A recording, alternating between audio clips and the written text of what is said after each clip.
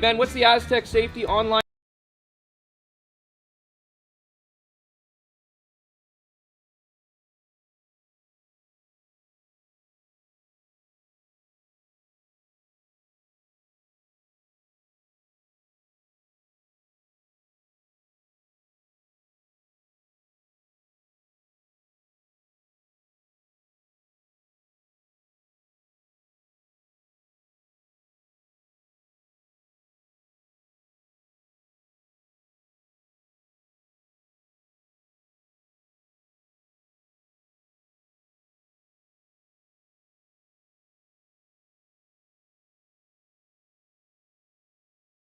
Welcome to the RockShop.net, the official store for the Grand Slam of curling.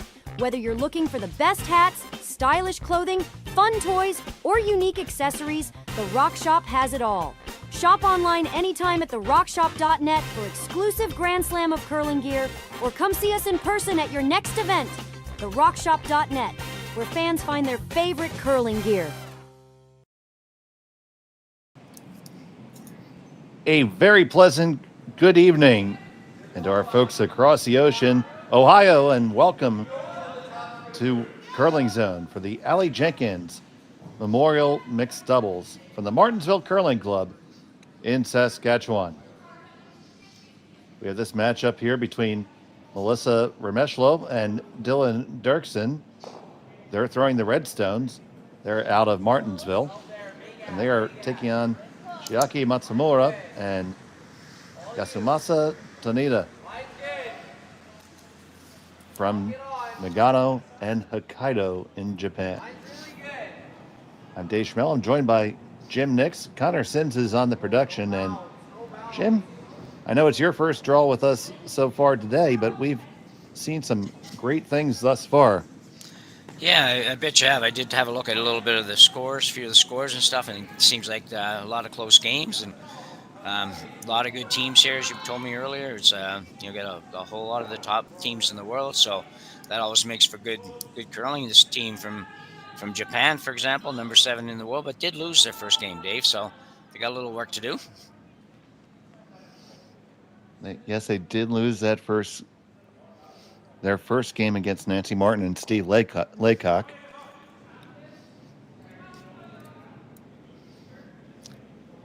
I've seen a lot of these players over the year, but most of the time on men's or women's teams, so it's a little bit interesting to see them playing mixed doubles. And yeah, it's going to be a good event, I think. Martensville is always a fun place to be, and good ice conditions, and that's what you need for this game for sure. See, that one did not clear the guard. Chaps it open there, just a touch. It is Matsumura and Tanida with the hammer here in the first end, throwing the yellows.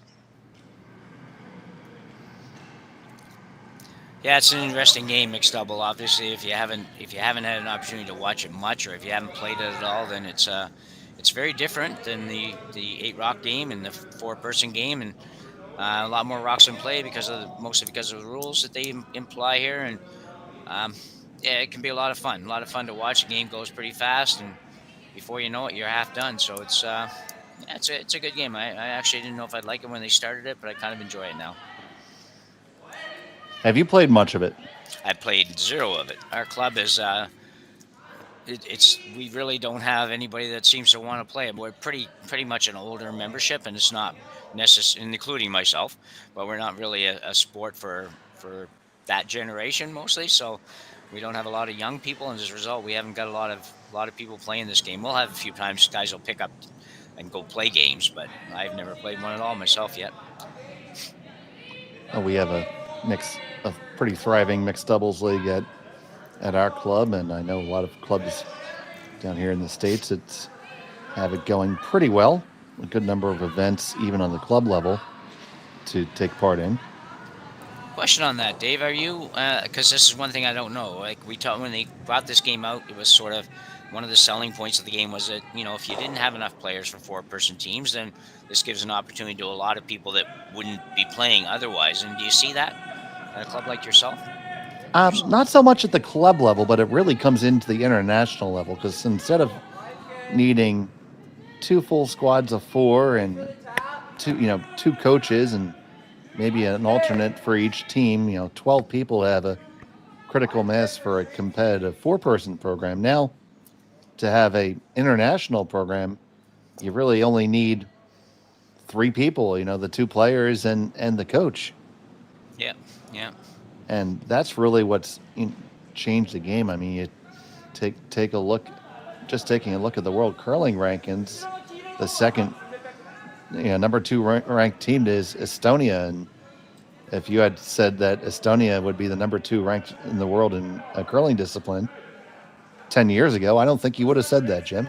no, I'm pretty sure I wouldn't have said that. No, it's and I would I could have lost a lot of money betting on that against that actually at that time. So, yeah, it is interesting. I remember Hungary back a few years ago was the top team in the world, and yeah, it's very interesting for sure how that happens. I don't even know where all those people find a place to play and practice. So, more And power to them.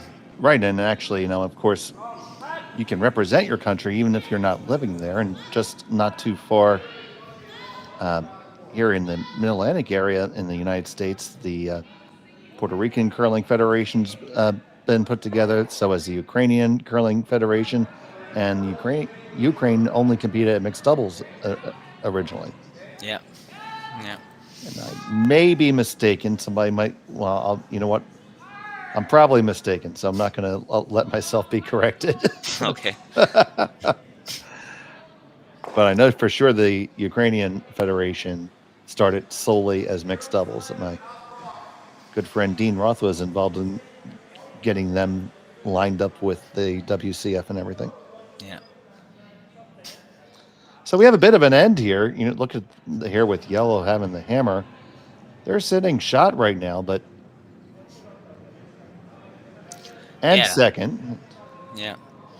I think that I don't know if he'd be prepared to do this. I think Derksen could throw a fairly heavyweight take on that top yellow and get rid of most of the yellows. You're going to also lose at least one of your reds, but you could do that if you can get to 3/4 of that stone. But I'm not sure if he can.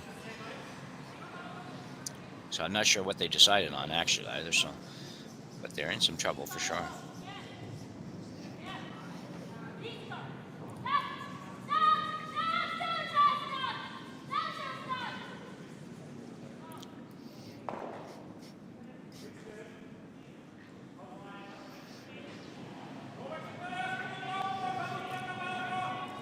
Some kind of run back, obviously, on one of the two in front.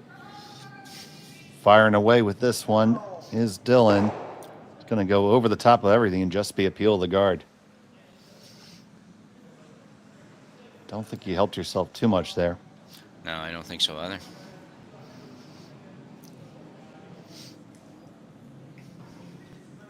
Interesting call here for Tanida. Tempting to try to figure out how to get rid of that red and sit 3 or 4 here.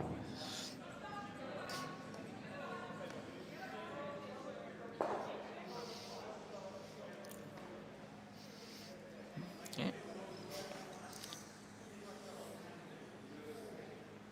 So we're going to see how they decide to figure this one out here. I think as long as the red one hits that yellow thin enough, worst case scenario, he should probably sit 3 when this is done. I can't see how he's not going to lose at least one yellow, but he could sit 3, I think, at the end of it. He doesn't get very much ice, so I assume he's throwing, fairly good weight.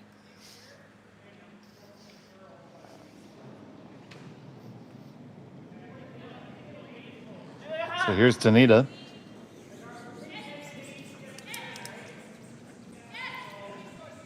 Trying to hold that line right there. It's going to catch that top one. The red one shoots out the side door, losing the back one.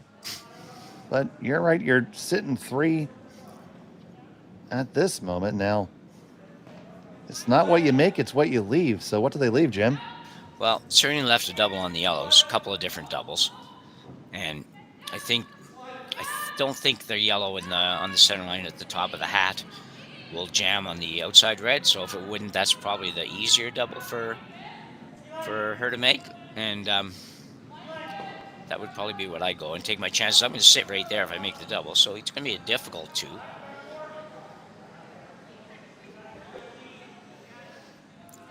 Right now, I think you're just hoping to escape this end by no worse than 2. Because he hasn't had much going here this end. He just couldn't quite get it to work out, get the angles to change and all that for them.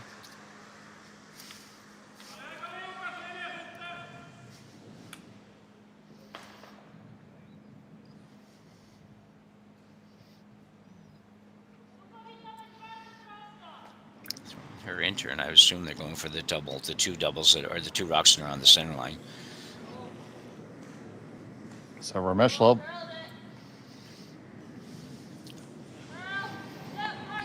Derksen trying to walk it over just a touch. Only gonna kill 1. And you're leaving your opponent sitting 2 and 3, so should just be a nose hit for 3, buddy. Yeah, a little unfortunate, but I'm assuming, Dave, that they were trying to get to the nose, more or less the nose of the one on the center line. That would have probably worked out better. And they just hit the wrong, which make the other double. They hit the wrong rock first, really. They had to hit that rock on the center line first. So a chance for a big 3 for our Japanese friends.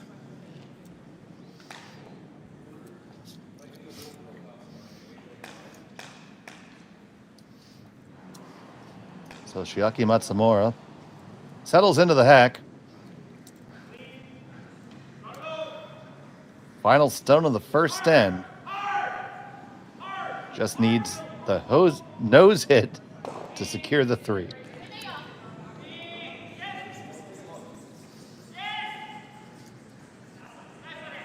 She hopped up to chase this one really quick, trying to hold the line. Looks like it's pretty good. Grazes the one in the back, but who cares? That's 1, 2, and 3. Matsumura and Tanida jump out to the early lead. Melissa and Dylan will have the hammer when we come back from Martensville after this. You're watching Curling Stadium. Hey, Ben, what's the Aztecs?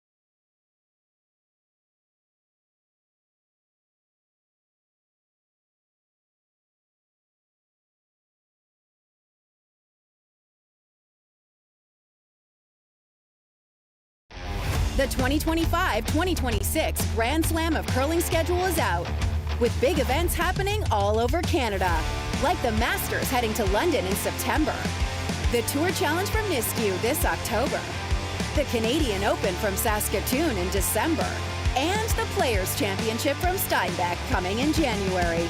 Early bird weekend and full event passes on sale now at gsoctickets.com. Let's rock.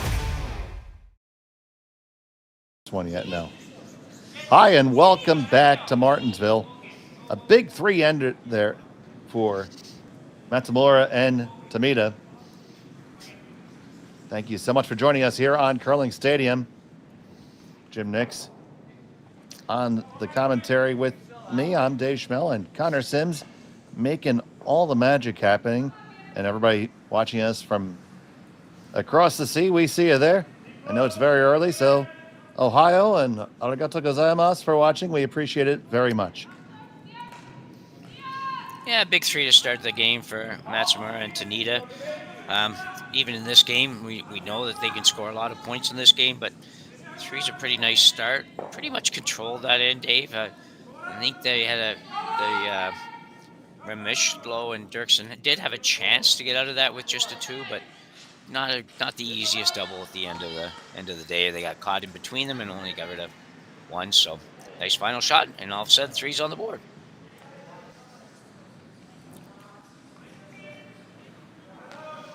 You see that first roll didn't get all the way down to the pre-play stone. Kind of chapped it back a little bit. So now we're going to see what you see all the time in mixed doubles: the opposing corner freezes. Yeah, and just if any of the viewers don't know that those first, what is it, 4 rocks or 5 rocks? First, you can't remove anything till there are 5 rocks in play. Okay, so after So the 3 fourth, throw rocks. the fourth delivered rock can make a hit. But I prefer to just count the total numbers on the sheet. Sure.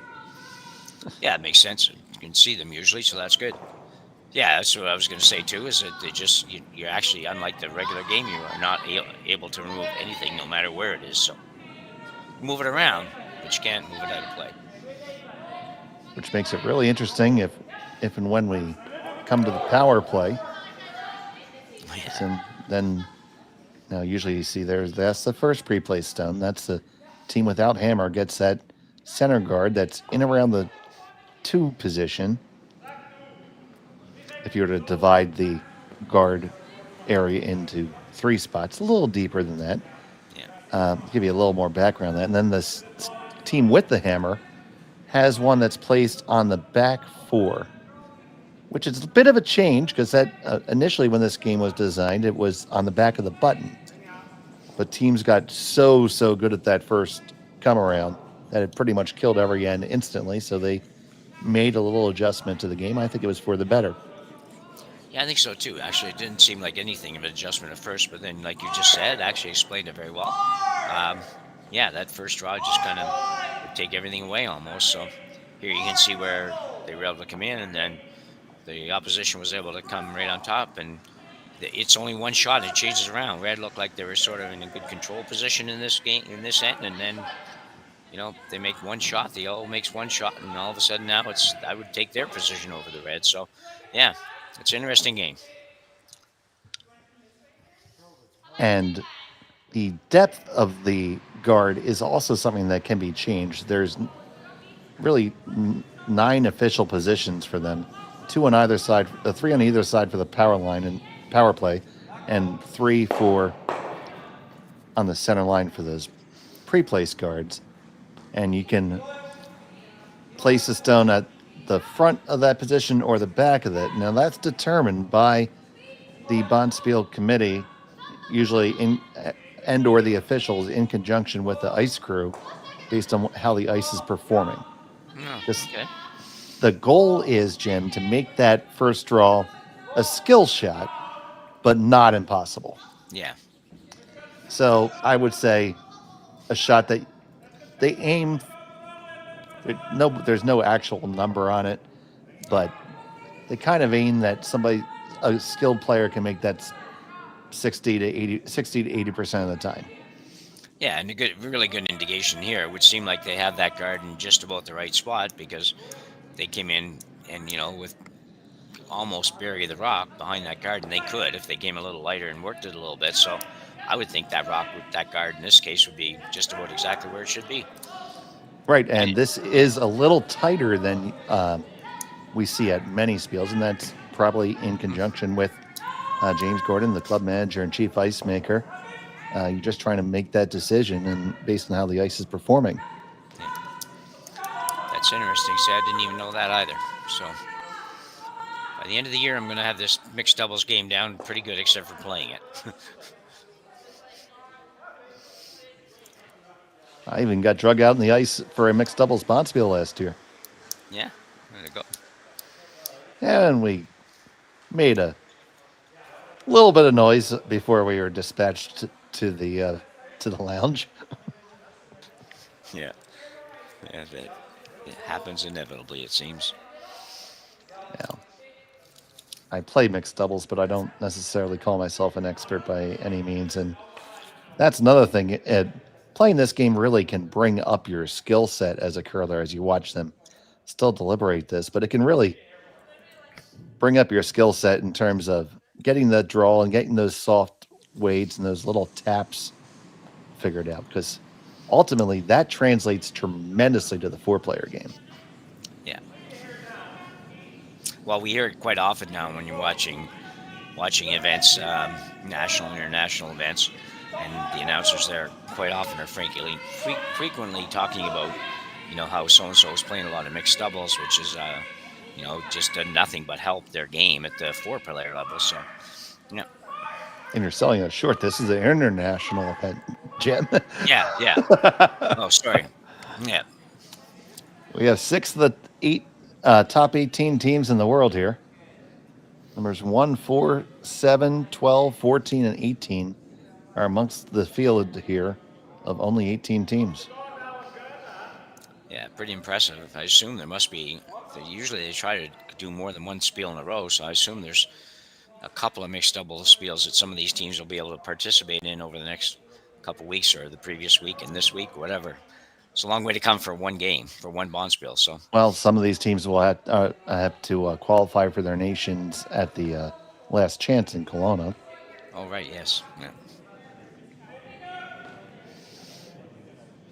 So, interesting situation here for both teams, but I'm not even sure. I think the red must be shot rock. Yeah, they are shot, and this is one where you could just guard it the rest of the day here if you really wanted to. Yeah. And I think yellow is quite happy with this being the scenario. There's no way that red's scoring multiple right now. No. You could press the issue and try to get a steal, and I think they are going to try to come around there. You see the room in the middle of the 8 and give just maybe back 4 weight. Yeah, I think there is a possibility of getting shot rock here with just a very, very light touch on the yellow. 2 rocks to move, but doesn't have to move very far, and I think you can actually move the red far enough to be shot rock here. Just got to be real careful you don't set up an easier opportunity for the red for Remeshylo and Derksen to get 2 or even score if you move one close. So Tanida is trying to keep this one moving. It's going to just be a straight guard, and that is perfectly fine. Yeah. This is almost a throwaway, I think. We got 3 rocks to come yet. 2 for. So we're probably not throwing it away yet, but man, it does not look pretty to try to score a second point for the red team. No, it does. It does not really. The only possible thing is I don't know if you could run that red guard that's above the U in Churchill, but yeah, you're going to lose a shoot.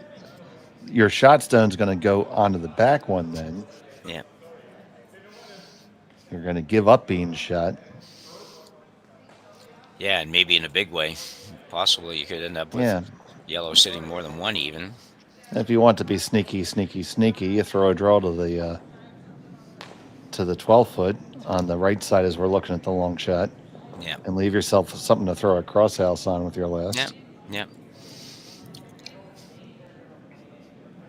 Definitely a possibility. If you put it in the right spot, it might be very difficult for the opposition to use as well, but I don't know. This is really tough. Like I say, if it was 1 rock to come, I'd just be throwing it away, but with 2, it doesn't seem like that's the right thing to do. But I mean, one. I think the shot I'd make the case for right now would be to raise the guard above the Churchill and just to tap freeze it. Yeah. And then see maybe if the angles look better. If you can, but asking somebody to make a 10-foot tap corner freeze, that's tough. Yeah, it's mean. It is mean. Yeah. I think that's why Jason said he must be a skip. Yeah. This one's going to overcurl, I think, unless they're playing a different shot. Well, they may just be guarding that yellow run, because that is a danger for them.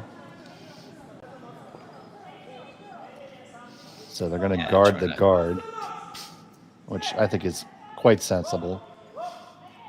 Just talking about being mean, if they want to be mean, they run that yellow in. If they could ever get to it, your red goes flying, and you're going to be throwing your last against probably 3. Yeah, this is kind of a perfect description of where you don't want to be when you have a hammer in an end. When you're throwing a guard on the opposition's raised hit with your second last rock at the end. So anyway, this will be interesting what they play. They could run the red back without probably not taking a lot of risks the way it's set up in there. I don't know that anything really would go really badly for them, but it might. So they might not decide to do that.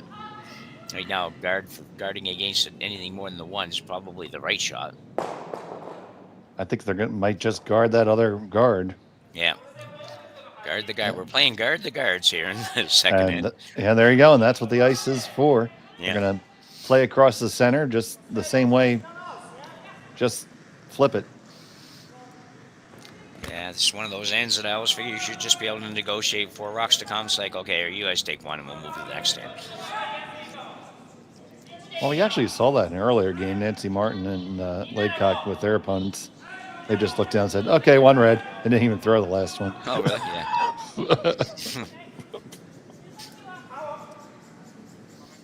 Should probably do the trick.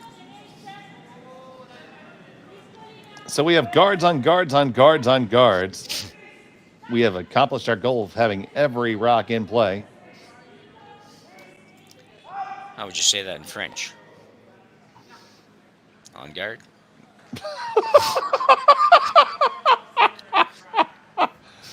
Oh, this is where we need Felix with us. He would come up with something really good. It would involve an expletive, but it would be good. Yeah.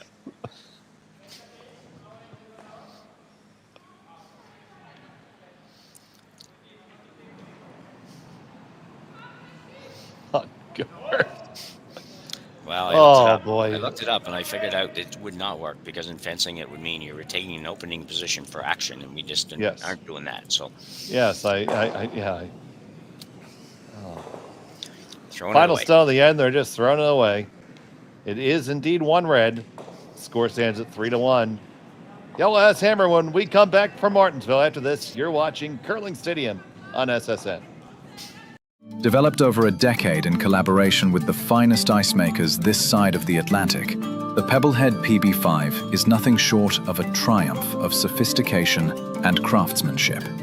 Weighing less than half its lumbering copper predecessors, yet boasting 10-fold their durability, the PB5 delivers perfect, consistent ice, time after time.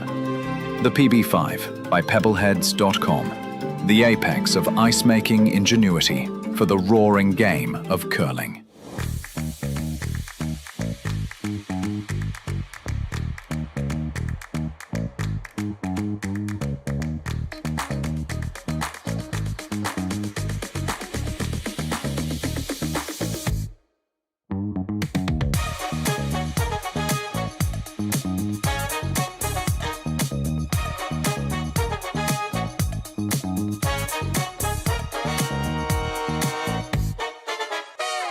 For over 20 years, the Sandra Schmirler Foundation has granted more than $9 million to hospitals across Canada for life-saving equipment for premature and critically ill babies. In the past 4 years alone, $4 million has been granted thanks to the curling community's incredible generosity. The need continues year-round, and with your help, we can ensure every baby has the chance to grow up and become a champion, just like Sandra.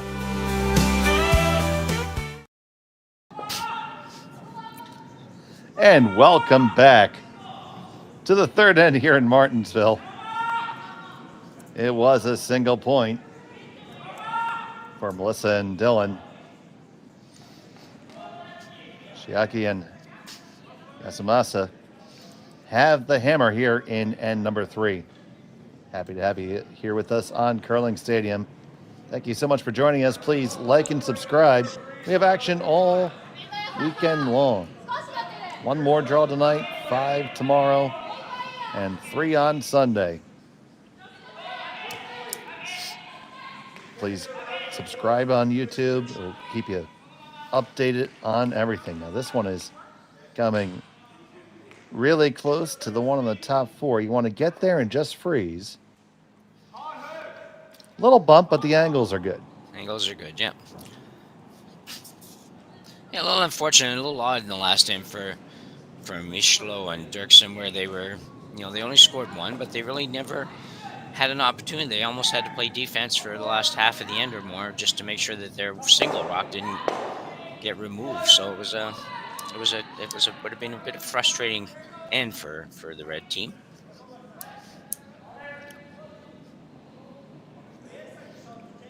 But Hammer, I think Hammer's always important in all the games, but I'm not sure that it's quite as important in this game. I think you'll see a lot more stolen points than you might in a regular 4-person game.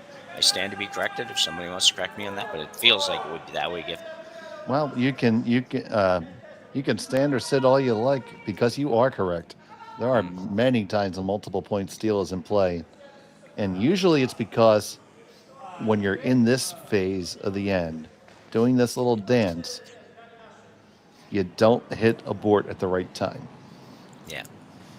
And that's where you get the 5s and you say how tough it is to get an 8-ender, but we see 6-enders way more often than you would think in doubles. Like, we don't stop to take a picture of a 6-ender. It just happens. Yeah. Speaking of abort, that's what you see here. Team Mets, they're going to play a little defense here. They're sitting pretty good in the house, but yeah, that stagger behind is not exactly what they're looking to do. So Tanida will execute the double peel. They're going to sweep it off to be a nice corner guard as well. So well thrown shot. Yeah, very good.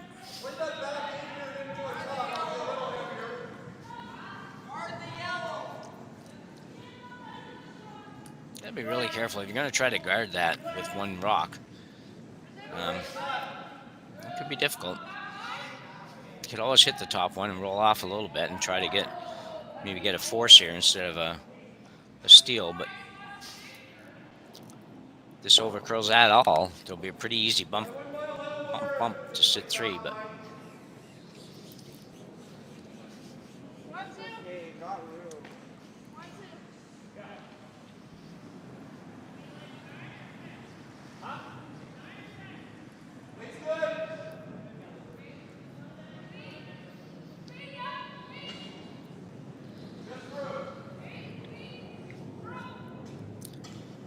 pretty darn good.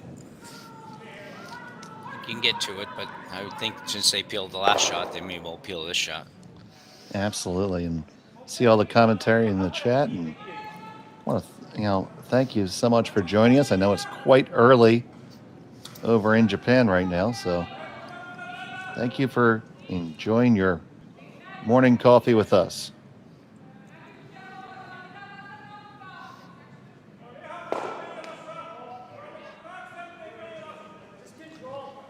So they does look like they're just going to play the straight peel here. Very nice, safe shot.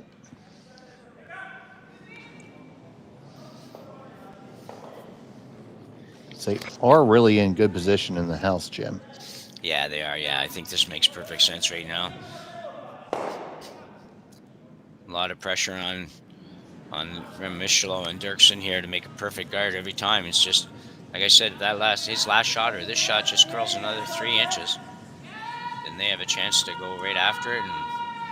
But it's really hard to throw the perfect guard here, because even if you guard the yellow, which is one that you're really afraid of right now, when you get a little later in the end, they can play the pick on the red. So it's hard. You need a really wide rock here. You should be able to get like a limited number of them per game. Wide rocks, yeah. Yeah. Yeah. That'll be the next big thing. People will be out there with calipers measuring the rocks.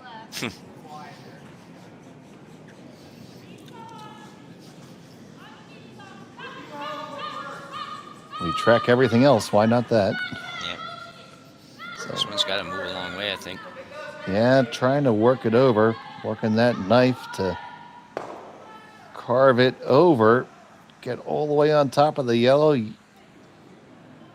think that's not going to be good enough. No, the pick is there. he did well to get it over as far as he did. So I think the yellow on the red is probably an easier shot than this even, but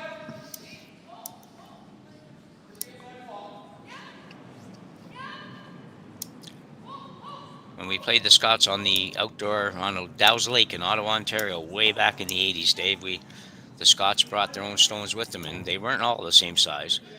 You know, they were, some of them were a little bit bigger, some were quite a bit smaller. It was very interesting. Didn't matter because we couldn't even, they could get it there, we couldn't. They had different rocks on the bottom, and our rocks, curling stones wouldn't go, so they didn't need to take advantage of those different size rocks. But it was funny.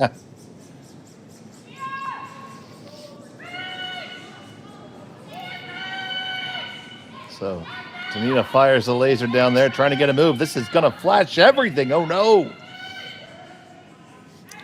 It's going to change it a lot. A lot indeed. So that's the thing about this format. You just went from a moment ago, I would have said yellow had a real shot at scoring 3 or at least 2 at the very least, to now they might end up giving up a steal. Quite right. Now, the thing is, you can't guard everything.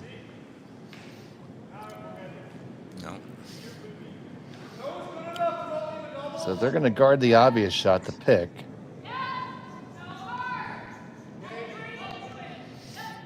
Yeah, and it's going to leave a run back, I guess, and if they want to play it or... Yeah, I mean, I think if you leg down, place it, you want to be just deep enough that running the yellow in the long way is also fouled by this guard. Yeah.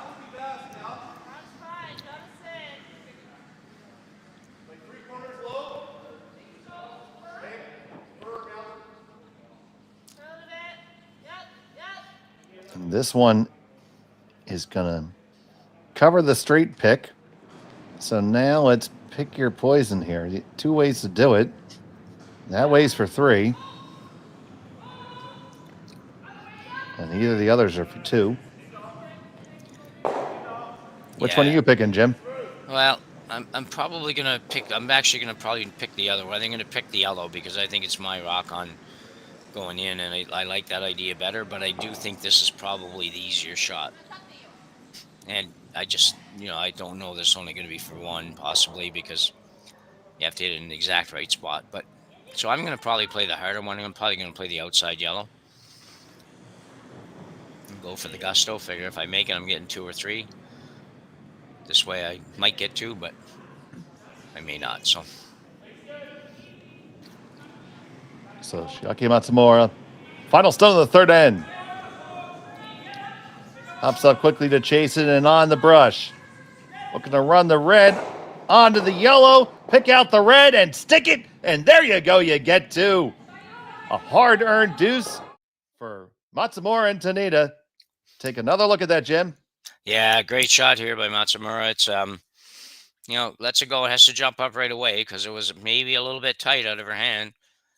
She gets there time to get a little bit of sweeping in, not much, but a little bit, and doesn't hit a lot of that back one, but hits it perfect to turn it into a 2-ender and not just a single. So well done. They have a 4-stone lead, and we'll be back from Martensville after this. Hey, Ben, what's the Aztec safety?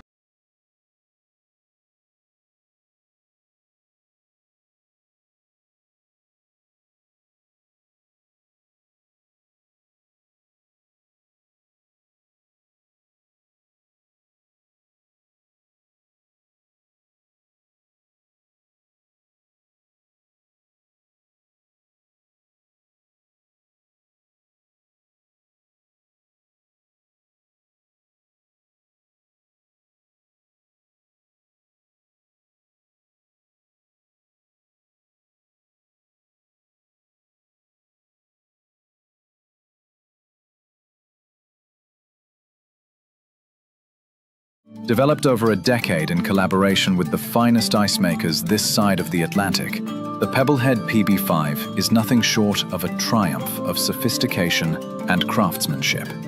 Weighing less than half its lumbering copper predecessors, yet boasting tenfold their durability, the PB5 delivers perfect, consistent ice, time after time. The PB5, by pebbleheads.com, the apex of ice-making ingenuity for the roaring game of curling. And welcome back here. It's the fourth end of play. And you see that was a big two-ender. And let's take one more look at that shot if we can, Connor. You can see it straight back, and it's probably a little above normal weight takeout for her. It's just kind of just a easy peel, if there's such a thing.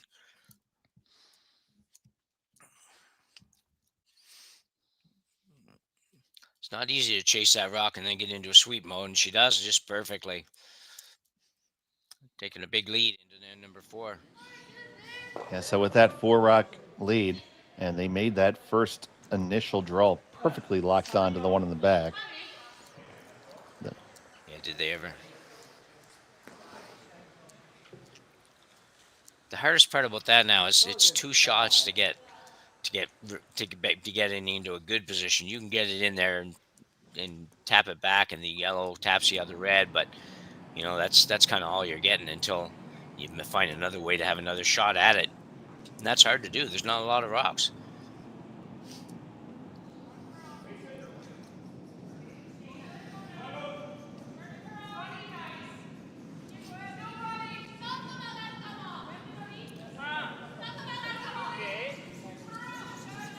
So the first, second from Tanida in this end. No, it's his first. I apologize.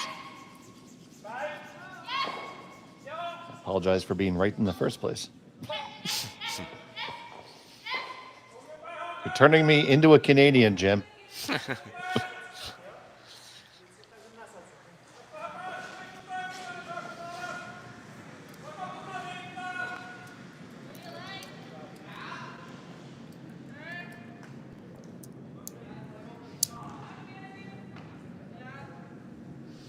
So you see them taking a look here. They don't want to abort right now because they need the rocks in play. So they're going to have to take a little bit of a chance here. Yeah.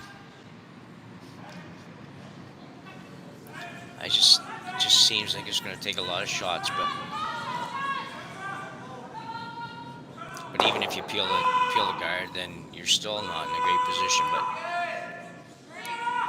it's going to be interesting. This has to be perfect.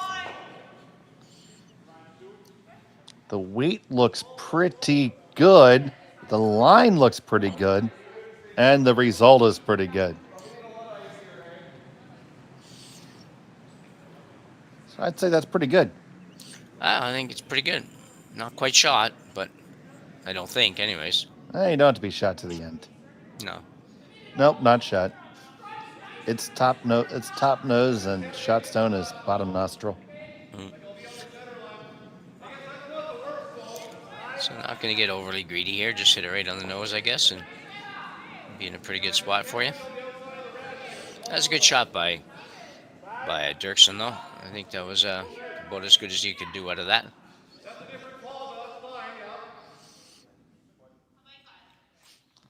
Acknowledging the fact that they need to generate something one just simply won't do at this point. No.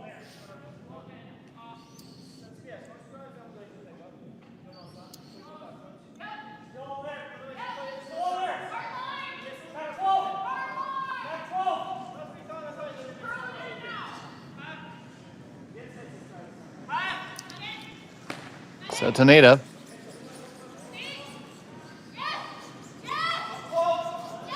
See, that's where I would kill myself. Being my slider and switching sides mid-rock. Yeah. That's a good shot. Really is. So now you're in the position where you're running out of room there. I mean, you need to get to be shot stone now, Jim. Yeah, and that part's, I would suggest, fairly easy. The harder part's going to be when you tap the yellow on the red on the yellow, moving that red back a little bit further is going to be a bit of a problem for the Derksen team here, because I don't know that you're not going to open it up for them to do the exact same thing. But I don't see he has a lot of choice. He has to get shot rock here, and he might as well get it now because he may Like, not have a chance later. right. So you want to just unlock it. Yeah. Just trying to figure out how he's going to get the second point. I think he can get the first point here. I'm just not sure that I'm seeing a great opportunity to get the second point, but Well, still a few rocks to come. So Yeah. this one on the way from Dylan Derksen. someone's crawling pretty hard.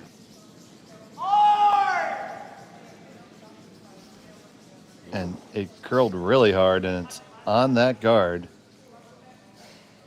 Good job of staying with it to leave it in something to use as an angle Yeah. later. Probably just a little light, I think, Dave. I know he didn't want to bump it real hard, but, that was probably needed a little bit more than that to keep it straighter. But it was a good effort.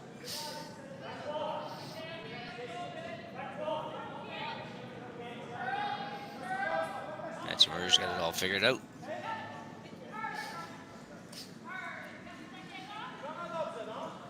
So interesting when the Europeans and everybody started playing a little bit more over here, and we saw them more. And for a few years, technically they were very good, but understanding angles in the game and what was going on sometimes was a little bit weaker. But not anymore. Like they don't, this is pretty darn good on the strategy side of things, whether that be the Asian teams, the European teams, or whatever. So I think it's a different game for sure.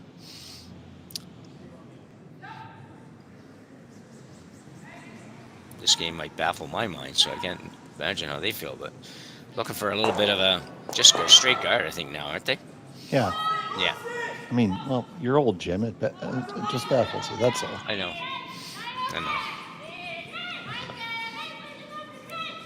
I want to be like you when I grow up. Short. I'm already taller than you, so I'll have to get shorter. So that means I'll have to get really old. Yeah, you're gonna have to live to be really old to get down to my height, I think. Because just look, I've never met you, but seeing pictures of you, I think you're up there in that 6 foot couple maybe range, something like that. Is that about Yeah, right? yeah, 6'2", 6'2" and a skosh. Yeah, 6'2" is fine. yeah. You're not that. You're just, 25 centimeters or so above me. So Oh, I mean that's on one ruler. So what do we got here? Got to find a way. You got to play almost the same thing again. I mean, Yeah. the shot is still there. It's still the shot. This young team, you see Dylan looking at it. Dylan is just 20 years of age from Hague, Saskatchewan.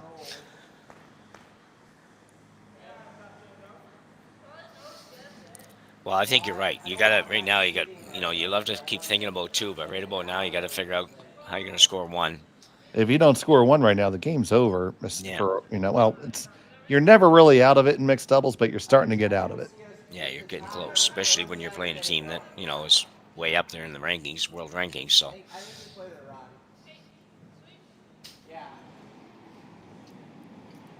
he's going to peel, I think.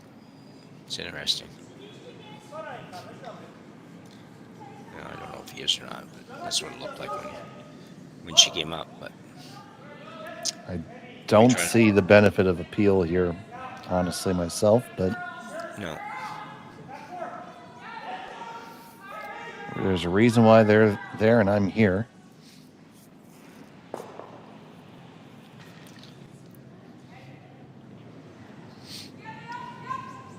He's probably maybe trying to run this straight back, but and that would work, but just seems like the other shot might be easier. Just close though.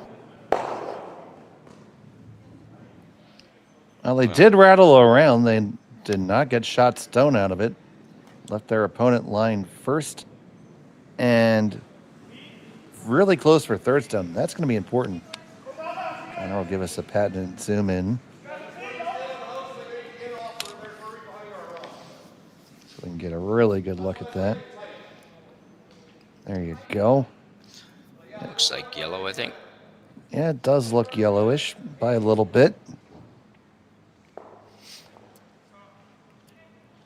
That is the face of a bitter man. with all those hops hanging on them.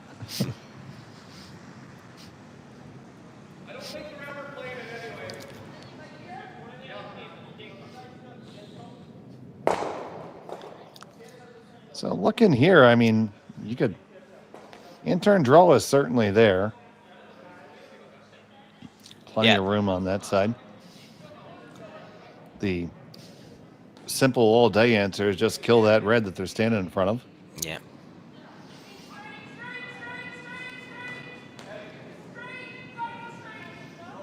I think you've got to play this with, and it looks like she is, play this with something like a hack weight kind of weight. Maybe hack a board or something. You don't want to go down there and, you know, throw a high-hard one, just pick your yellow off the top, and all of a sudden they've got maybe a chance for a multiple score. I don't know for sure the angles are real good for that, but certainly get rid of a couple of rocks. It's just a matter of whether you're stayed. So I don't think she's throwing this real hard, but I like this shot. She could have went in turn because they will have the in turn draw to the button, but that's not easy either. She hops up to brush this one immediately. It is curling right off her hand. Can she hold it and get past the guard? No, it's on it. Oh my goodness. Question now, Jim, is there a shot for more than 2? Yeah, I'm not seeing it, Dave. I think they got fortunate there that the yellow one actually just went in and bit the top of the 4-foot, so they're now sitting 2, 3, 4. So it becomes, to get more than 2 would be difficult, but 2 is definitely there, which I would not have thought that was going to happen a few minutes ago either. So to make 2 is just throwing a heavy draw, like maybe bottom hops weight. Yeah, that's about right.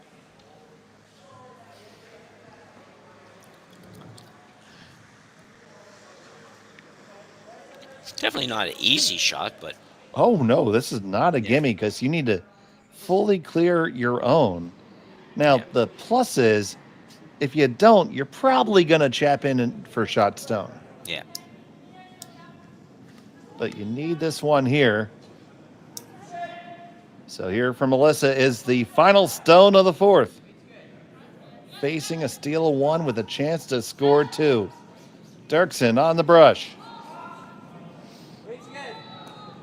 Now just takes a look. Now, did you overbrush it? You're moving over to the carve here. Okay, you're going to catch yours. Make sure you roll for shot. Ooh, did he even get there? No, you did not. It's another steal of 1. Make that 6-1 in favor of Matsumura and Tanida. We'll be back on Curling Stadium after this. For over 20 years, the Sandra Schmirler Foundation has granted more than $9 million to hospitals across Canada for life-saving equipment for premature and critically ill babies.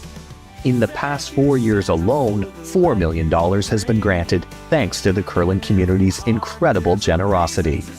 The need continues year-round, and with your help, we can ensure every baby has the chance to grow up and become a champion, just like Sandra.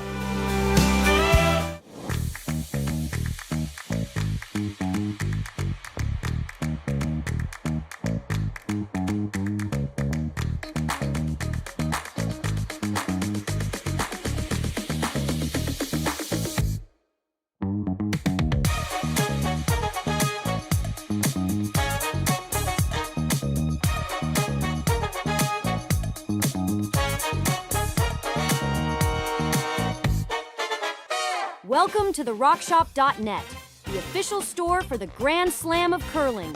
Whether you're looking for the best hats, stylish clothing, fun toys, or unique accessories, the Rock Shop has it all. Shop online anytime at therockshop.net for exclusive Grand Slam of curling gear, or come see us in person at your next event. TheRockShop.net, where fans find their favorite curling gear. And welcome back. It's the 5th end of action here in Martensville, and we are on the power play.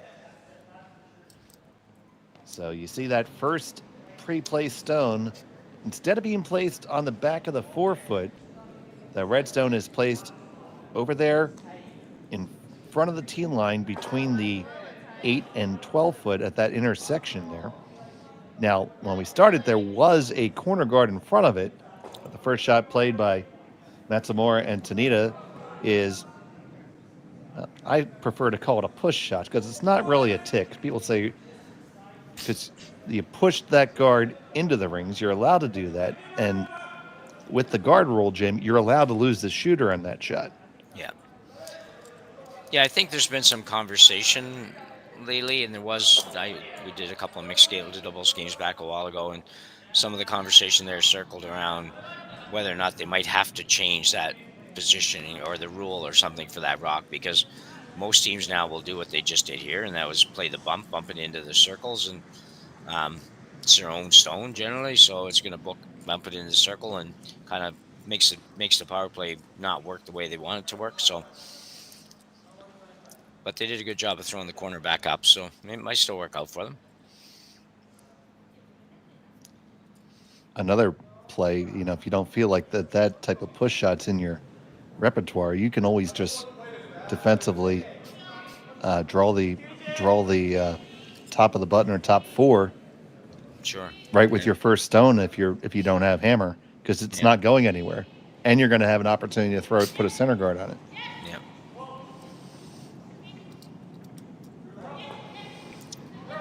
I do find that club level players tend to overthink the power play. I see a lot of steals and power plays at our club. Yeah. So to indicate that our numbers kind of rest on the scoreboard instead of having holes on them. Right. So it's sideways for the power play, and it's upside down for the power play, and it's sideways if it's a steal in the power play. Oh my goodness. Well, you had to come up with something. Yeah. You want to come up with something you don't have to set up for. Yeah. But it's important, like here, there's no power play indications that have been put up on the scoreboard anywhere. So the viewer wouldn't know. This way, even with our little ramshackle system, you walk in the club and you look at a scoreboard, you know who has a power play. Yeah. Oh. He did hit the guard. It is okay to be removed at that point, as that was the 6th total rock.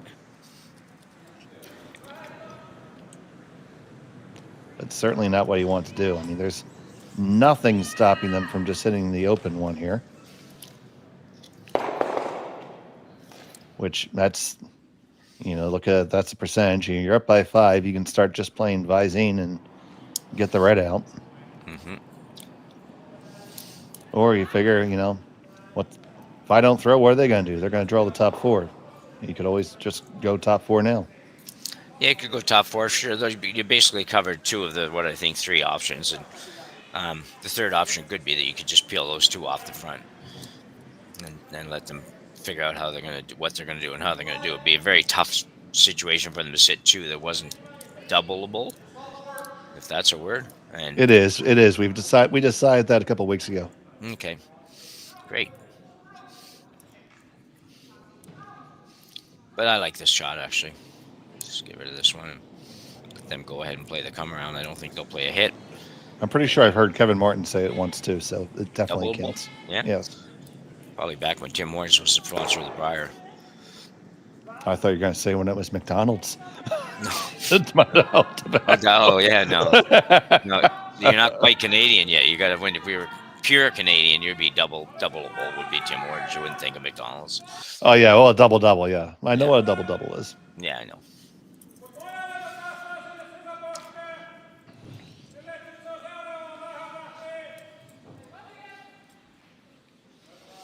But they were very harsh on Jeopardy the other day. They asked them for what a double-double was, and the person who surprisingly knew that kind of what it was, she said 2 milks and 2 sugars. It's actually 2 cream and 2 sugars. So. Oh yeah, it's extra. Yeah, that was mean. I thought, well, I give her the milk cream. Who cares? Well, yeah, at Dunkin' Donuts you just say extra. Oh, is that right? Yeah. Mm-hmm. Oh, okay. And does Timmy's use cream as opposed to half and half? Yeah, they As use Dunkin' cream, does. Yeah. They use 18% cream, actually. It's, Yeah, so does Dunkin'. Yeah. That's why these coffees are good. Yeah. Secret to everything in the restaurant business. Put more fat in it.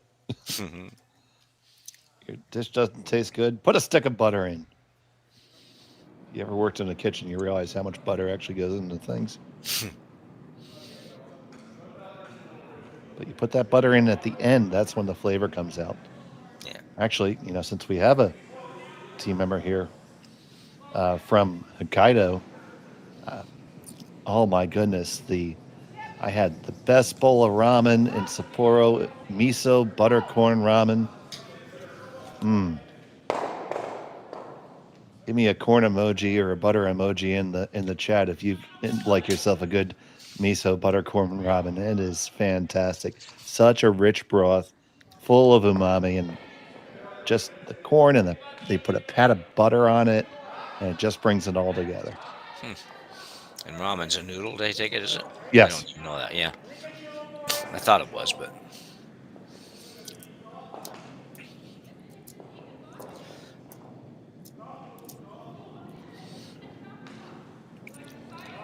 He is not 100% convinced on this shot. I'm convinced I want some ramen now. DoorDash. Yeah, I don't have the ingredients to make it. And the closest DoorDashable, we're going to make that a word too, ramen shop really isn't good. Skip it then. Yeah. I was amazed at how many meals are done that way. I just it talks to my daughter one time because we used to pay for whatever, and she's like, "Oh my God, you use what is it? Something Eats, whatever that is." Yeah, Uber Eats. Yeah. Uber Eats, So it looks like they're electing to peel the middle guards here. They went with option 3. Bang, bang, bang. Put a couple more in the corner.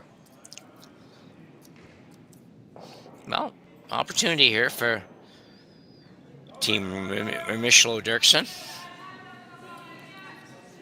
I like the little hit flop behind the corner. Yeah, the flop behind the corner, absolutely. So 2 is the absolute minimum you want to get with your power play. Yeah.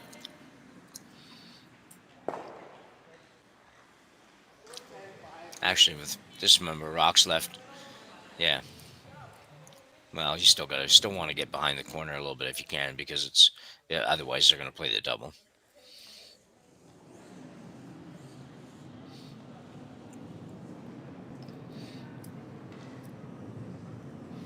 Now, for ramen to be good, Jim, it has to have very fresh ingredients. And obviously, when I was able to visit Japan, I was in Hog's Heaven. But here it's a little bit tougher to find because you need a place that does sufficient volume that they have enough good stuff. Yeah.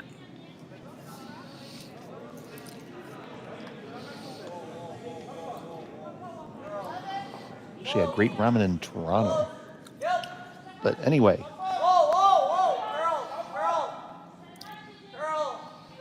This is going to get there. They're not going to get much of a roll or any. And, well, to quote the great Jim Nix, they might be doubleable. Yeah. Doubleable. Yeah. Worth a go, anyways. It's not a gimme for sure. They're far enough apart that it's not super easy. That's a shot I would call for myself. So if I would call for myself, it should be easy for them. Okay. That's a good way to look at it.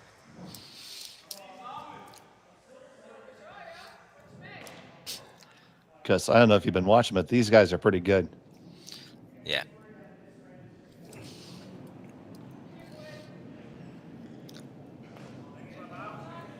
Oh, she's throwing out turn at this. That's interesting. Out turn, planning on it backing up a little bit. You haven't got a sweeper for this, so well, other than the 5 or 6 whacks you're going to get in yourself, but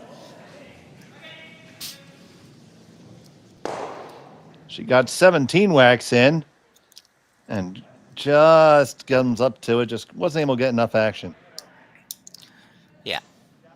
It's always interesting, the shot choice there, and I know that shot going that turn will go a little flatter, but it also doesn't come off the target stone quite as hard. So I would have probably went with the intern and keep the same rotation so the rock doesn't change direction or doesn't change rotation rather, and get a little better bounce off the other one. But either way, it's still a pretty good shot actually. Turned out not too bad.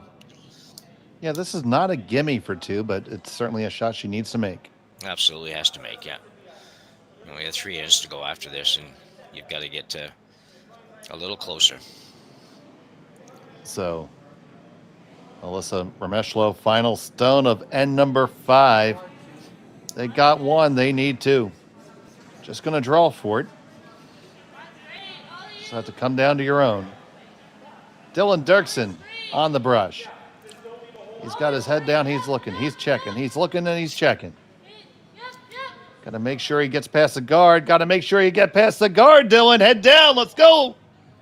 Does it spin in enough? Oh, I think it did. It's 1 for sure. Did he get the second? I think so, Jim, and so do they. They get that score 2 with the power play. And we'll be back from Martensville after this.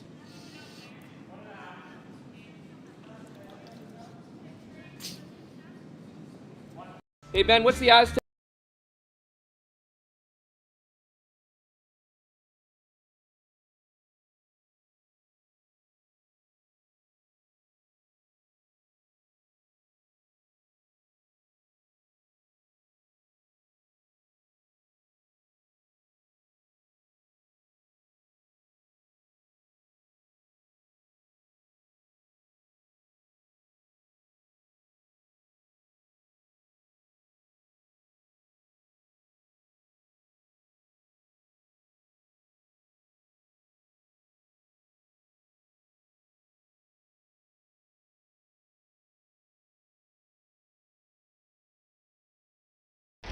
The 2025-2026 Grand Slam of Curling schedule is out, with big events happening all over Canada, like the Masters heading to London in September, the Tour Challenge from Nisku this October, the Canadian Open from Saskatchewan in December, and the Players' Championship from Steinbeck coming in January.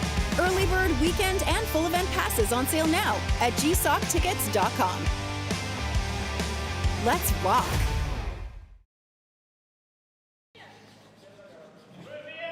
And welcome back. And we are on the power play again. And that turned out it was just a single point. So we thought it was 2, but then we saw Dylan kick it off with disgust. And it turned out to only be a single. And you see the defensive power play being used here. And that first stone, they attempted to put up a center guard, and it was hogged. Yeah, everything going wrong for Remeshylo and Derksen here, just in the space of the last 2 shots. Dylan worked really hard to make that last one. He was just so close. I mean, he went wall to wall with the broom, and it just didn't spin quite hard enough off the other one to score. And then the hog rock here is just, it's just might not be your day when that kind of stuff happens. That's insult. Yeah, that's insult to injury.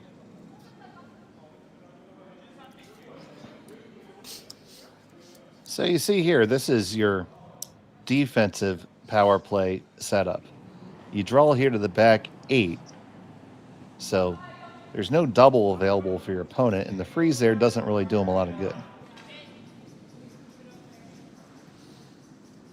That's why you usually throw the center guard yourself when you're in the situation where your opponent's putting the defensive power play on. We'll make a mixed doubles analyst out of you yet, Jim. Yeah. I'm going to throw up a guard here. It doesn't have a lot of choice. They're such short ends. They really are, that you're not going to get too many chances of doing this, so they better get that one over. And they will. Good job by Melissa. And now we're going to be peeling away.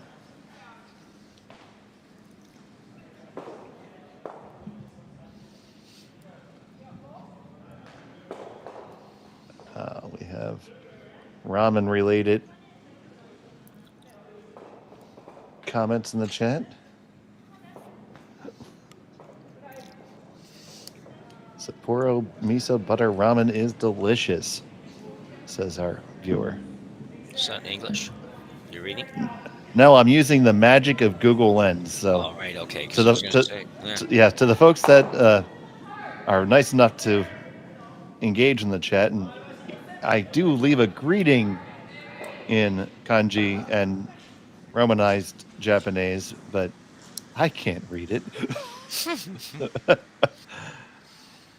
So, but I do very much appreciate every one of you watching. Quite honored to have you with us. So I might decide to come around the corner guard here and be sitting number 2. Dave, just to change this up a little bit. Maybe I can get the other team to maybe peel the guards, not wanting to get in trouble, and then I have a chance to maybe sit 2, which is about the best I'm going to get here right now. So I might be tempted to do that. I don't know if this is right or wrong. I just think that. No, I think that's a perfectly valid point, Jim. I play this a little bit more by the book and say they had to have a center guard and hoping for a stuff.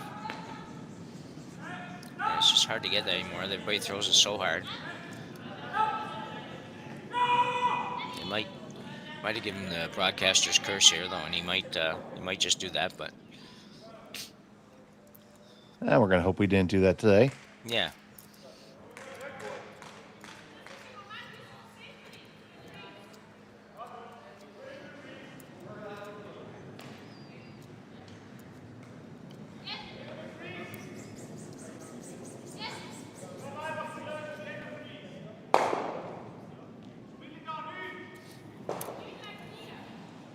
Oh, that clipped nicely. No problem on that peel.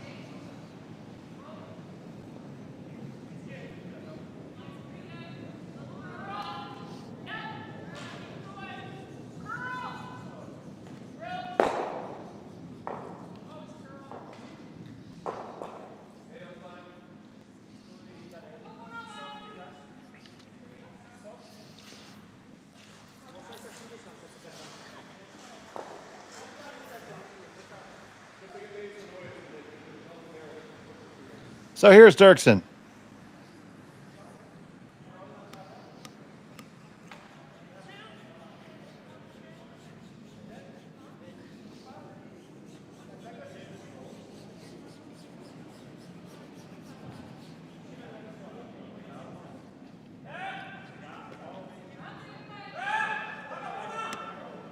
Looking to put that guard up there one more time.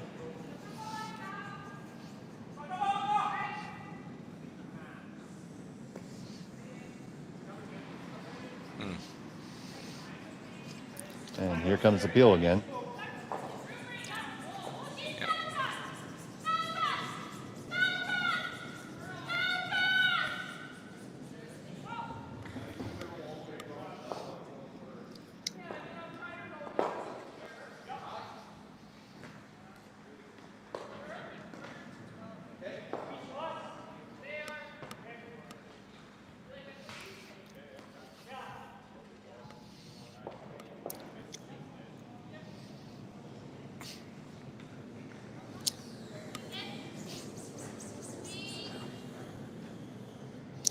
So one more peel.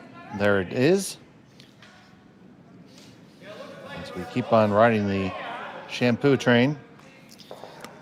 But now they're going to try to freeze the one in the back here with the list. Yeah. I think, I think it's difficult, but I think at some point there, the last couple of shots, one before this and one before that, maybe even it would have been a good chance to, they say, come around the corner or freeze to this one and let him go ahead and blast it. But I didn't see him missing any peels, so I just thought it might be best to try something different. But anyway.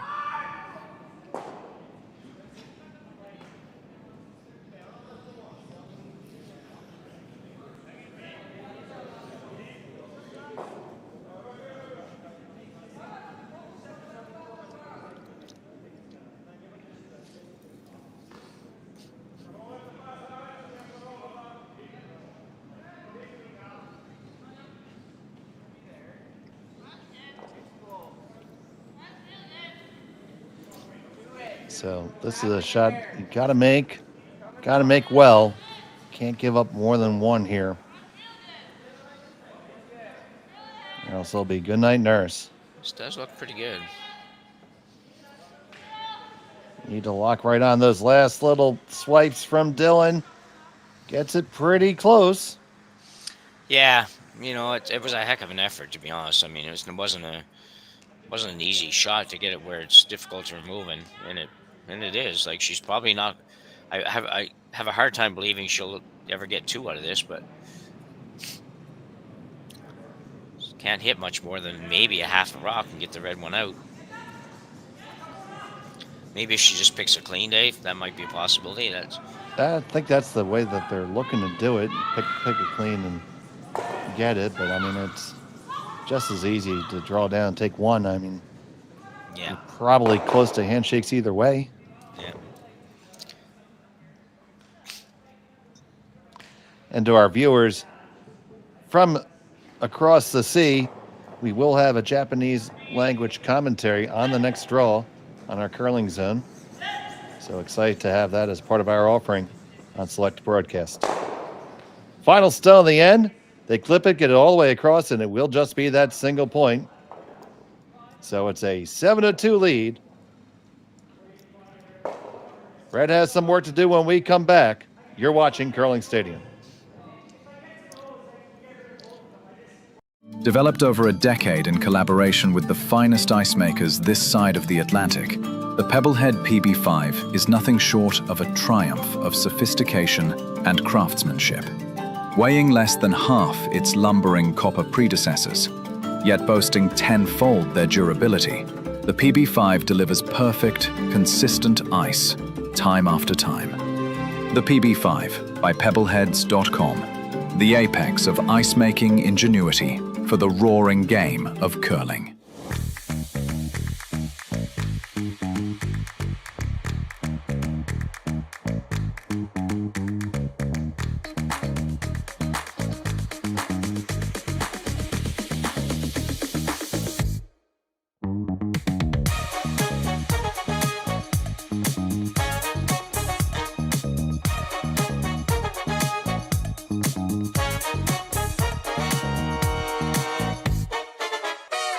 For over 20 years, the Sandra Schmirler Foundation has granted more than $9 million to hospitals across Canada for life-saving equipment for premature and critically ill babies.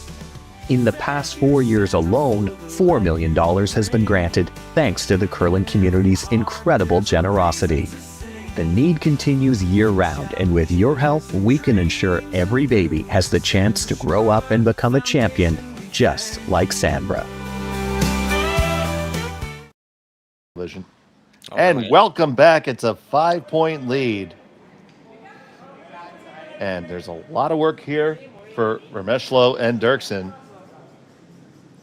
because Matsumura and Tanida have been dictating the pace of action here at the Aly Jenkins Memorial Mixed Doubles from Martensville. I'm Dave Schmel. He's Jim Nix. Connor Sims is on our production. And we're so happy to have all of you here with us.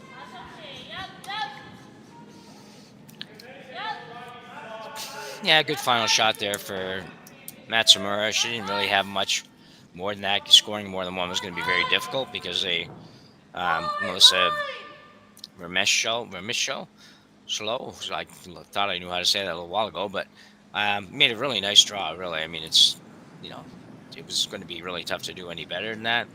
Tough situation now, but because it's mixed doubles, scoring 3 or 4 is not out of the realm of possibility here, so hang in there, you guys. For those of you that are watching and thinking it's time to move on, I wouldn't do that just yet. Not in mixed doubles.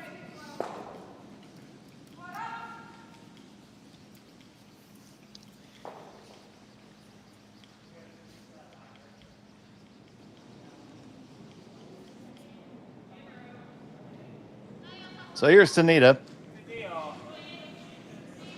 Trying to work one down there to the back.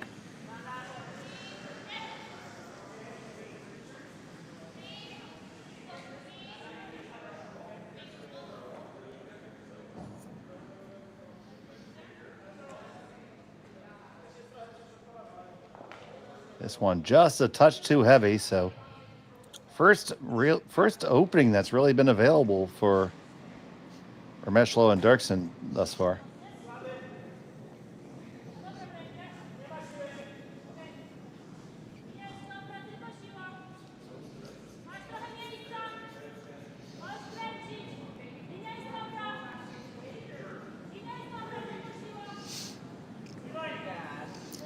Can sink this one in here. That'll be in pretty good position.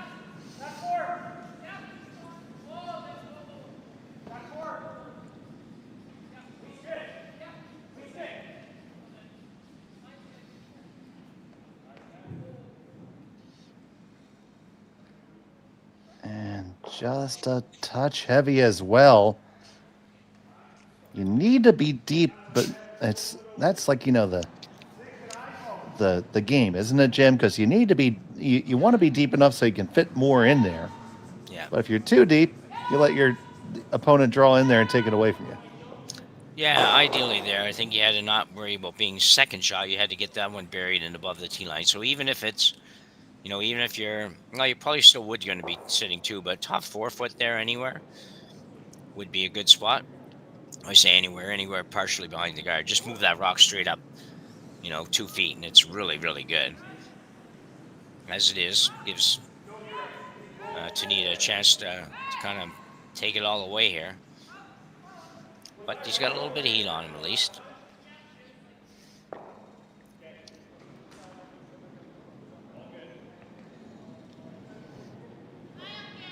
So here's Tanida.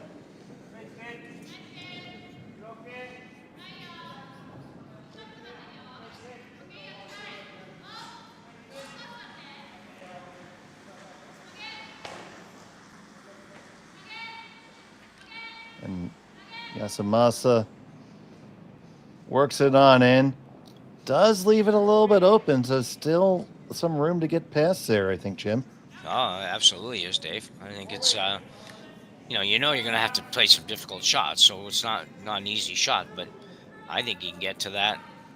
And even if he just gets to the nose and it bumps a little bit on the red at the back, just can't overthrow it. And if you get to the nose, then, you know, you can leave that there. Yep. And run that red that's sitting there on the H of Churchill with the last one. Yeah, I agree. So they have to leave that one there for a while. And I just threw in the chats for our friends from Japan. We will have the Kawana Aoki draw next draw available with a Japanese language commentary. The link will be on our YouTube page. So we're happy to be able to offer that for this event on select draws.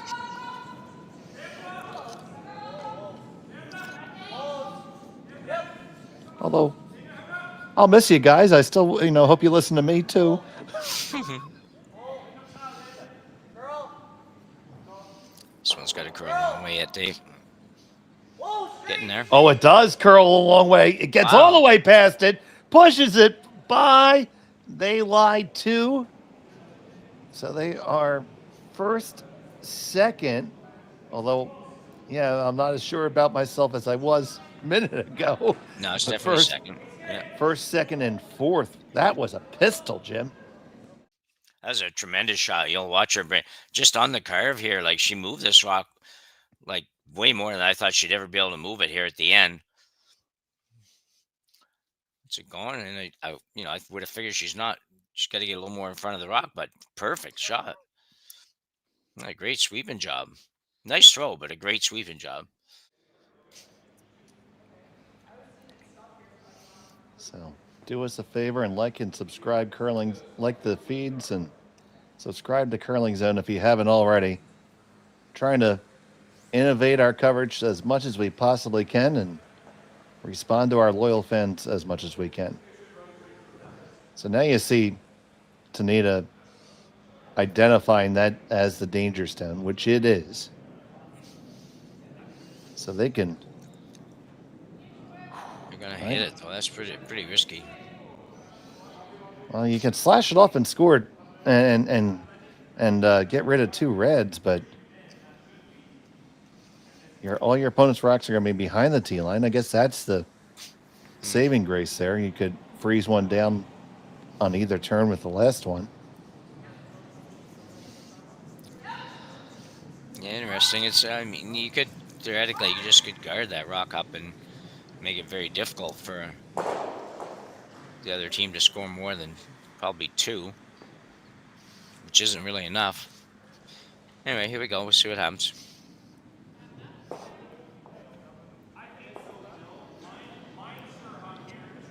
So bringing the heat is Tanida.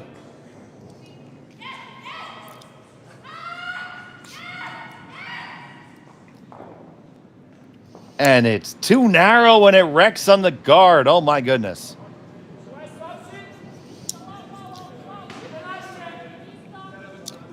This is getting very scary, I think, if you're... And that's the thing about mixed doubles. Yeah. So taking a look at our other games on the sheet, because they're going to think about this for a second. Give you a quick update. It's tied between Pare and Rios against the team from Polczek from Poland of Walczek and Augustinek. I'm Polish. I should be able to do better than that. Augustinek. That's it. Okay. That's how you say that. Yeah. Over on sheet 3, the Springers have a 3-2 lead over Kalk and McAlpine. And over there on sheet 4, you see that score now 4-3 in favor of Nancy Martin and Steve Laycock over the Finns.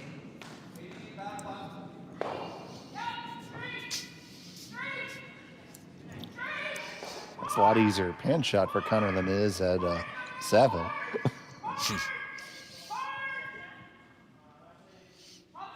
So Dylan Derksen electing the little downweight tap here, it appears.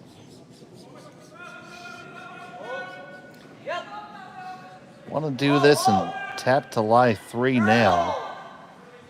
And oh my goodness, you could get a bundle if this works out well. Back and forth between the sides. Needs to curl up just a hair more, I think. That's not bad, Jim. No, still sitting just at 2, but there's some options here for sure. Are there ever? There are more options here than at Denny's. That's a lot. That's a lot of options, yeah. Or if you're from the South in the United States, how many different ways you can have your Waffle House hash browns? I like mine scattered, smothered, covered, diced, and peppered. Oh my goodness.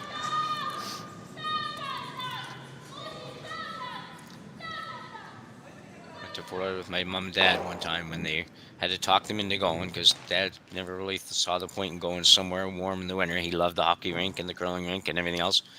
Finally went, and he when he came home, he was he would have been joined the president of the Waffle House fan club. He was just like, thought it was the greatest thing ever.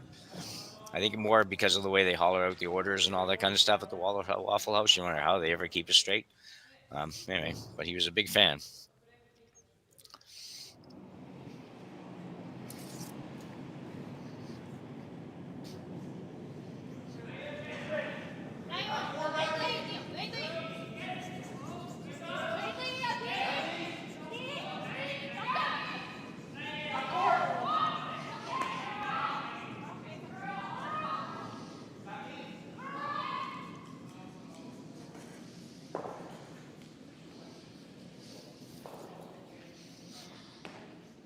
Okay, so it rolls over there.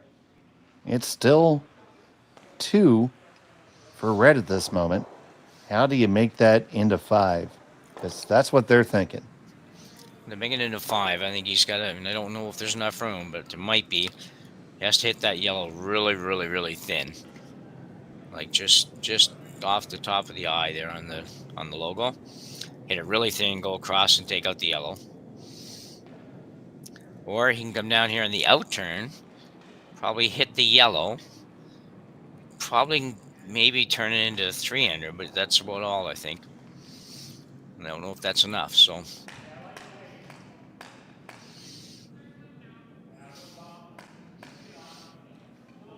If the thin double is there, I think you got to play it. And it looks Or the like other thing you can do is just nose that yellow guard back, and that should be good for 4. Straight back? Mm-hmm. Yep. Yeah, because it's going to go right on the yellow. And yeah, it should be Dave. I agree. The top one would be close, but I think it'll roll in enough to make that. That might be an easier shot than hitting that really, really thin, because it has to be super thin. You almost have to play to miss it.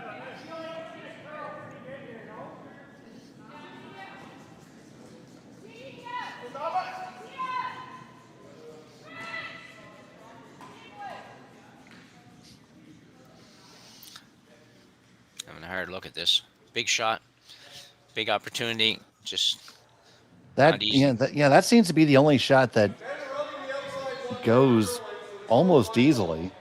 Yeah, I mean, I agree. I hate to ever say that something like that looks easy, but it does. Yeah. The shot for 5 is a pipe shot. It's pipe dream shot. I mean, that angle is Al Hackner-esque. Yeah. It's there, but you're very likely to catch the one on the back button there, right underneath the mustache, and killing the back red. Yeah. As you scoot on over. So it's way better just to play the higher percentage 3.8 degree difficulty shot. Yeah. Yeah, I like this call. I think that, you have to be pretty precise, but you don't have to be so precise that you hit it perfectly on the nose. You get it a little bit off either way and still make this shot. I mean, little, I'm talking half an inch kind of little.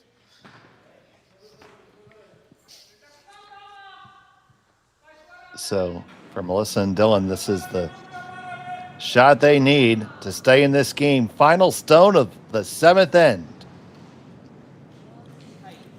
Throwing it nice and easy. Little doesn't have to move things a mile.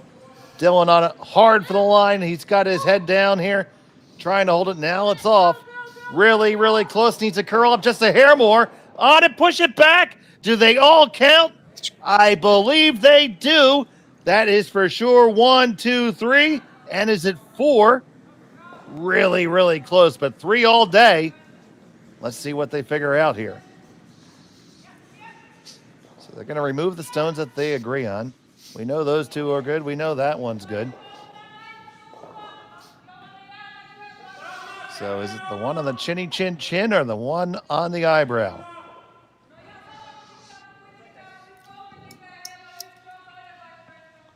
It's close.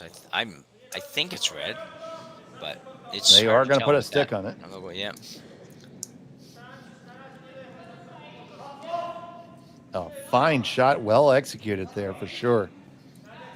And turns out the down weight was very important to make sure things didn't move around. So there you see the look at it.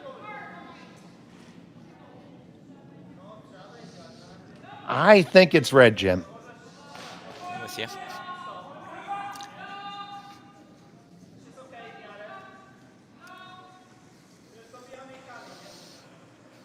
I think I'm up a quarter on you, so if you want me to take yellow, I can take yellow so you can get back to even.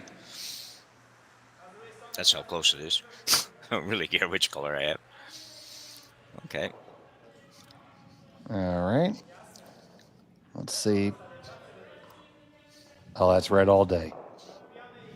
So there it is. That's the 4th one on the board. We have a game. One more look at that shot, Jim. Yeah, another quick look at this. I was a little afraid Dylan might have kept it a little too straight towards the end there, but she did, like you said, she played this with just like a boardish kind of weight, maybe, just to try to be able to work it. And she only hit a half of that red stone, like we talked about, and still managed to make it. So great shot by Melissa Remeshylo. Call her anything, but don't call her late for dinner. No. 8th end of action is coming up right now, getting those stones set up.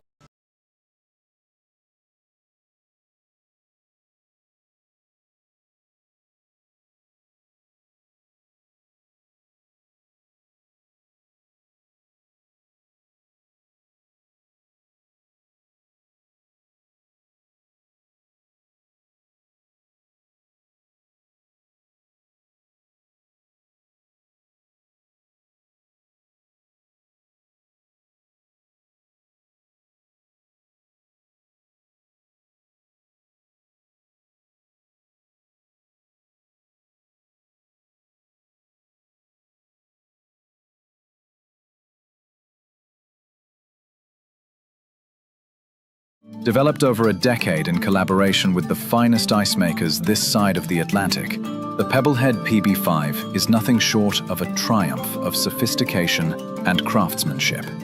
Weighing less than half its lumbering copper predecessors, yet boasting tenfold their durability, the PB5 delivers perfect, consistent ice, time after time. The PB5 by Pebbleheads.com, the apex of ice-making ingenuity for the roaring game of curling. Welcome back to Martensville. And what a turn of events. We got ourselves a game. 8th end of action.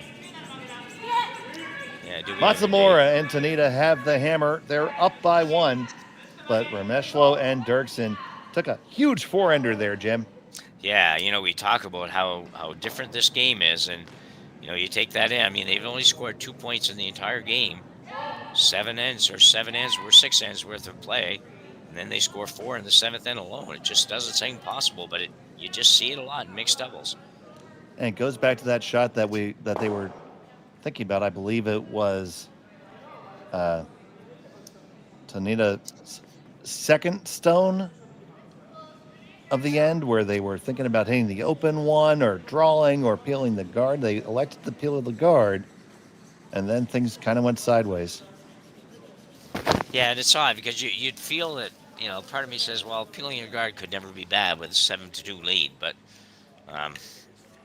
so. But now they've got to fight for it.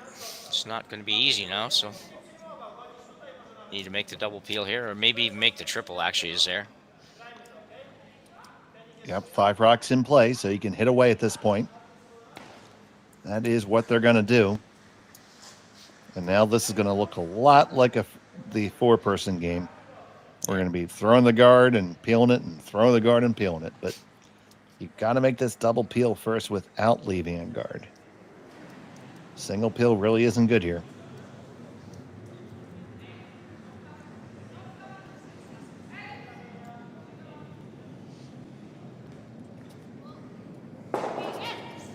So Tanida.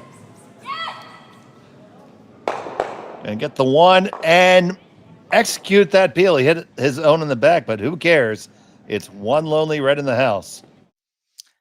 Yeah, you see this again. This is just a hair from making all the three reds, but he won't be unhappy with this. It's just the back one was kind of causing you a little bit of trouble back there anyway. So now your own is bound from there. The red one's wide open, and they'll guard naturally, but there's nothing stopping you from being able to get it out. Before, it might have been a little bit of a problem to get it out, depending on which way you had to go. So very nice shot. Yep, absolutely well thrown. So now we are going to be in the shampoo mode of curling. Guard, peel, and repeat.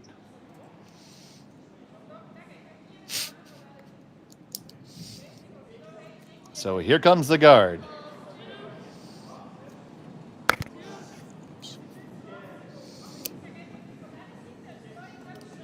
Eventually, I'm going to put that to the cover that to the Beatles soundtrack. Here comes the guard, do do do do. Then comes the peel.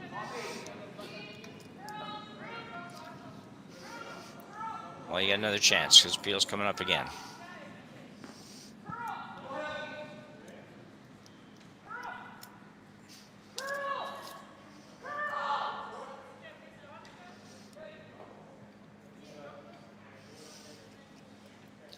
So you got to be careful. You got to be careful not to get too greedy here. You can make the run back and roll your shooter off a little bit, but if you get too greedy and you run it straight back, just miss the one in the house by a bit and leave a guard, that would be not good.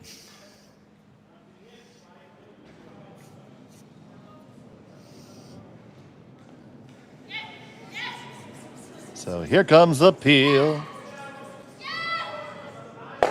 Oh, it's going to be a run back and it stuffs. So that's not really all right. No, I would agree. It's not horrible. Messes up the song, Jim. Yeah, I know. Well, you can lie and just say it's all right anyway. Oh, man, but now we have to get to the right spot now.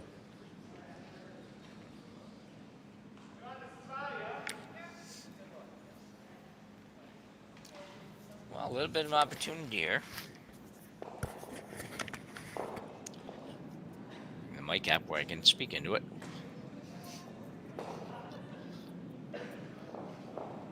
So Dylan Derksen's going to have to drown this guard. This draw underneath the guard.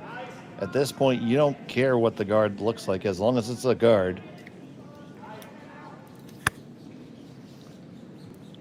If anybody wants to come up with their best version of Here Comes the Guard by Not the Beatles, you can go to your local Big Echo over there in Japan and hit up a booth and make a nice recording.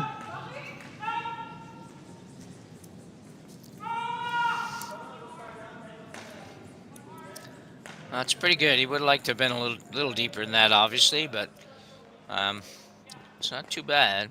Because you can it's almost going to serve as another guard. Yeah.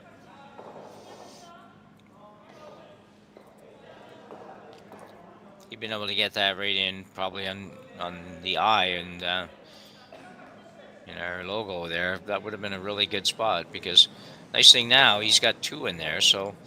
If it comes down to Matsumura having the case of picking one out, there's a catcher to win the game or tie the game with at least. So anyway, we'll see what happens after this peel.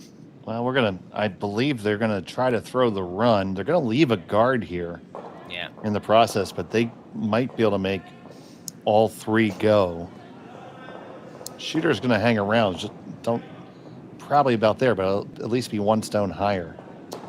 Yeah, I think it's really close to a nose hit for the triple, basically, or for at least the double. So Yasumasa Tanida up on his horse. This line looks pretty close to perfect. No, it's not. It just grazes the 1. So it does open things up again. They do end up making the double peel and losing the shooter. Yeah. Yeah, it's not all bad for sure. So you have 1 stone left. They're going to probably place it right there in the forehead.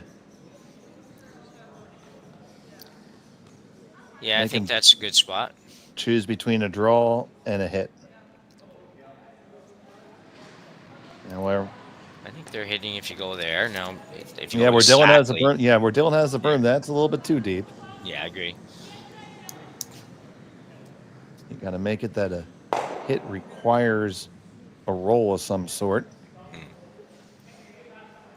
You could throw it like just in the 8-foot, kind of just below the H there, somewhere around there, and sort of you almost force them to draw then if you thought you'd like to make them draw. Mm-hmm. You could absolutely throw a guard. That's a very valid thing. Yeah, top, maybe almost even just top hat. Yeah. Yeah.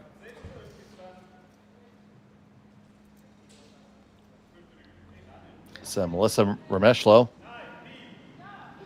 with her last. I'm sure Melissa and Dylan would be happy to be throwing this because I wouldn't have thought they would have got to here probably a couple of ends ago. So they've done good. I'll see where this goes. All right, final stone for them of end number 8. Need to get the perfect depth here. You see that finish. This looks just a little bit too spicy. So they lie too, but now you can nose hit it likely. Although it's not that bad.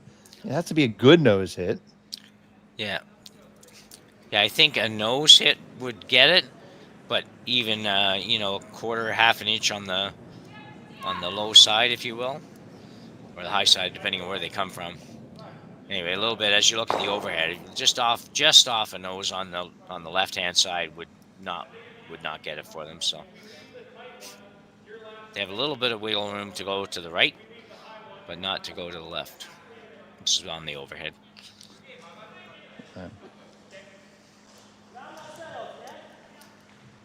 You could always act like you're throwing the double, and as long as you don't completely flash it, you're never losing. Yeah. No, you're right about that. I just would be, knowing me, that thought of flashing it would run through my head. And you don't want to throw Well, any that would kind be the Yeah. only thing I can think of. Yeah. And you don't want to be thinking that. Okay, so for the game, I would really Chiaki like to have- Matsumura, Yeah. final stone of the 8th.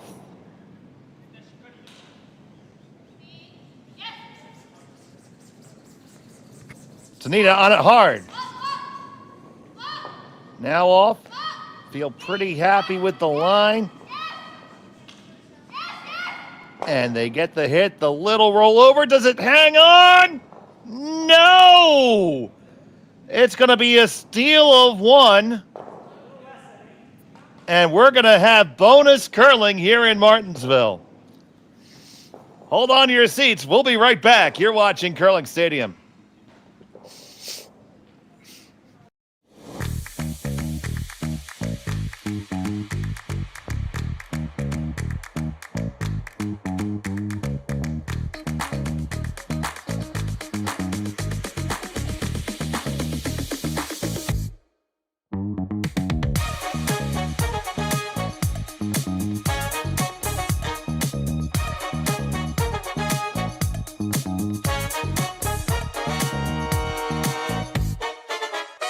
Hey, Ben, what's the Aztec safety on?